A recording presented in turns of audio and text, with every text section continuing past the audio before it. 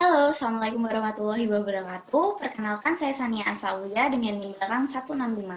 Pada kesempatan kali ini, kita akan membahas mengenai penggunaan dan pengembangan sistem. Ikut uraiannya. Organisasi bisnis merupakan organisasi yang melakukan aktivitas ekonomi dengan tujuan untuk mendapatkan keuntungan atau profit. Area bisnis dasar perusahaan adalah keuangan, sumber daya manusia, layanan informasi, produksi, dan pemasaran. Lalu ada organisasi layanan informasi. Untuk memenuhi kebutuhan informasi umum, para manajer perusahaan. Sistem informasi dikembangkan untuk mendukung tingkatan dan area-area organisasional seperti terlihat pada bagan. Sumber daya informasi yang terdiri atas peranti keras komputer, peranti lunak komputer, spesialis informasi, pengguna fasilitas, basis data, dan informasi. Biasanya ini merupakan tanggung jawab dari CEO. Lalu ada spesialis informasi, merupakan karyawan yang tanggung jawab utamanya adalah untuk memberikan kontribusi atas tersedianya sumber daya informasi dalam perusahaan. Ini meliputi analis sistem, programmer, operator, administrator basis data, spesialis jaringan, dan webmaster. Analis sistem, yaitu orang yang ahli dalam mendefinisikan masalah dan dalam membuat dokumentasi tertulis mengenai bagaimana komputer akan membantu menyelesaikan masalah-masalah tersebut. Mereka bertanggung jawab atas pengembangan sistem dan memperbaiki sistem yang sudah ada. Lalu ada administrator basis data, bertanggung jawab atas basis data, terbagi dalam 4 area utama, yaitu perencanaan, implementasi, operasi, dan keamanan. Selanjutnya ada webmaster, bersama dengan analisis sistem, bertanggung jawab atas isi dan penyajian situs web perusahaan. Tanggung jawabnya berupa membuat gambar-gambar yang tersedia tetap konsisten dan saling mendukung dalam seluruh halaman situs web, serta melacak data statistik orang-orang yang mengunjungi halaman web tersebut. Lalu ada spesialis jaringan, bekerja dengan analisis sistem dan menggunakan dalam membuat jaringan komunikasi data yang menyatukan sumber daya komputasi yang menyebar. Lalu ada programmer, pihak yang menggunakan dokumentasi yang dibuat oleh sistem analis untuk membuat kode program komputer yang mengubah data menjadi informasi yang dibutuhkan oleh pengguna. Lalu ada terakhir yaitu operator, menjalankan peralatan komputasi berskala besar seperti komputer mainframe dan server yang biasanya berlokasi dalam fasilitas komputasi perusahaan. Lalu ada struktur organisasi layanan informasi. Ini terbagi menjadi 3, yaitu desentralisasi, dan inovatif. Pada fitur 4.2, kita dapat melihat struktur organisasi tersentralisasi, di mana CSI atau Sistem Informasi menjadi pusat kendali dan pusat wewenang. Di bawahnya terdapat manajer kelompok-kelompok unit operasi, administrasi bisnis data, jaringan, serta pengembangan maupun pemeliharaan sistem. Lalu pada tahun 70-90-an banyak perusahaan yang menggantikannya menjadi desentralisasi. Itu dengan sumber daya informasinya mengalokasikan mereka ke unit-unit bisnis dan memberikan wewenang kepada direktur informasi divisi. 3 struktur inovatif yaitu model sekutu, model platform, dan model berskala.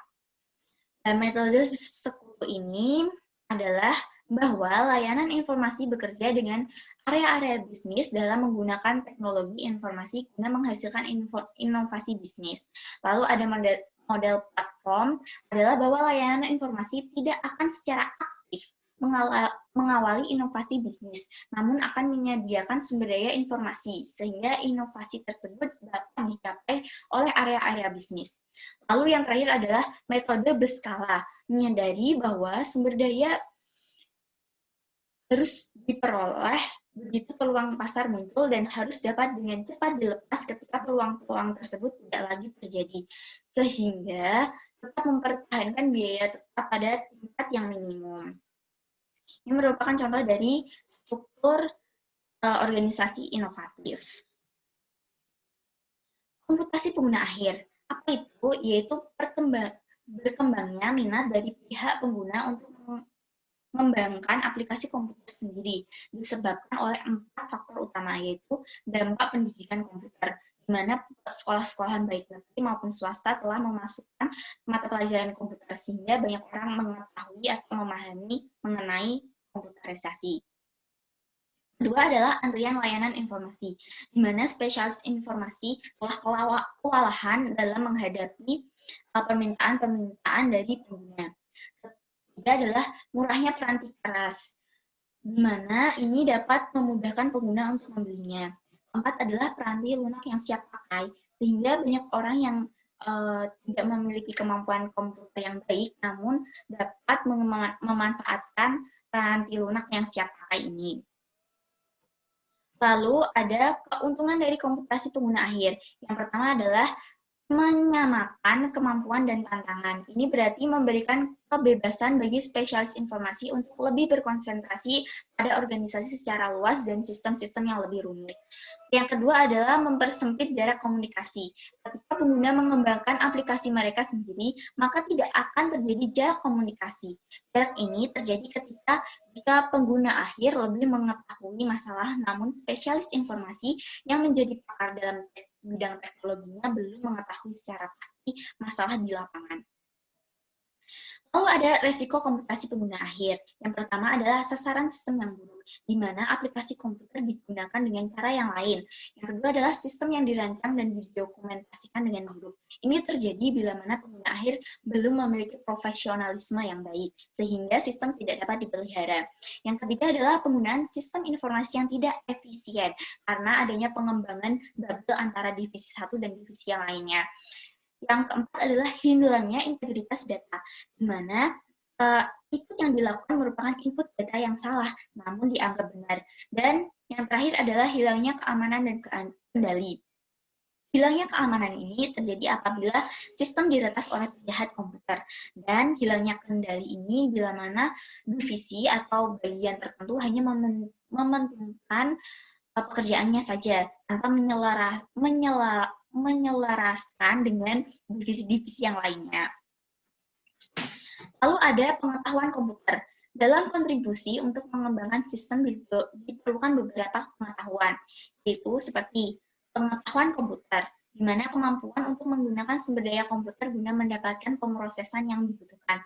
Yang kedua adalah pengetahuan informasi, pemahaman bagaimana menggunakan informasi dalam setiap langkah proses pemecahan masalah, di mana informasi tersebut dapat diperoleh dan bagaimana membagi informasi dengan orang lain. Yang ketiga adalah dasar-dasar bisnis, topik-topik yang biasanya terdapat di dalam mata kuliah inti bisnis, akuntansi, keuangan, pemasaran, manajemen, sistem informasi manajemen, dan operasi. Lalu ada teori sistem, di mana menjelaskan bagaimana cara menggambarkan suatu fenomena dalam bentuk struktur sistem informatif. Lalu ada proses pengembangan sistem, terdiri atas langkah-langkah yang diambil untuk mengembangkan suatu sistem informasi. Dan yang terakhir adalah membuat model sistem, terdiri atas berbagai cara untuk mendokumentasikan suatu sistem. Lalu ada keahlian sistem, keahlian yang harus dimiliki oleh pengembang sistem. Ada 4. Yang pertama adalah komunikasi, kedua adalah kemampuan analitis, ketiga adalah kreativitas, dan keempat adalah kepemimpinan. Lalu selanjutnya, adanya otomatisasi kantor menyebabkan munculnya kantor maya. Lalu apa itu otomatisasi kantor? Ini merupakan penerapan otomatisasi seperti teknologi komputer pada pekerjaan kantor meliputi seluruh sistem elektronik, formal maupun informal, yang terutama berhubungan dengan komunikasi informasi ke dan dari orang-orang di dalam maupun di luar perusahaan. Lalu munculnya kantor maya, yaitu pekerjaan kantor dapat dilakukan hampir di semua lokasi geografis, selama tempat kerja tersebut terhubung dengan satu atau lebih lokasi tetap perusahaan oleh suatu kemampuan komunikasi elektronik. Ini terdiri dari telecommuting dan disempurnakan dengan hoteling. Apa itu keduanya? Telecommuting merupakan konsep di mana menggambarkan bagaimana karyawan dapat secara elektronik pergi ke tempat kerja. Keuntungannya adalah fleksibilitas bagi karyawan, namun kerugiannya yaitu anggota organisasi yang kurang dianggap penting penting, lalu kekhawatiran kehilangan pekerjaan, serta meningkatnya ketegangan keluarga. Ini terjadi karena terbaurnya kewajiban pekerjaan dan kewajiban pribadi. Lalu terakhir adalah hoteling, bahwa perusahaan menyediakan suatu fasilitas terpusat yang dapat dibagi oleh karyawan jika terdapat kebutuhan akan ruang dan dukungan kantor. Keuntungannya adalah pemanfaat sumber daya ruang yang lebih efektif dan fokus yang lebih baik pada apa yang dibutuhkan untuk mendukung personal kantor. Sekian yang dapat saya sampaikan. Terima kasih atas perhatiannya. Wassalamualaikum warahmatullahi wabarakatuh.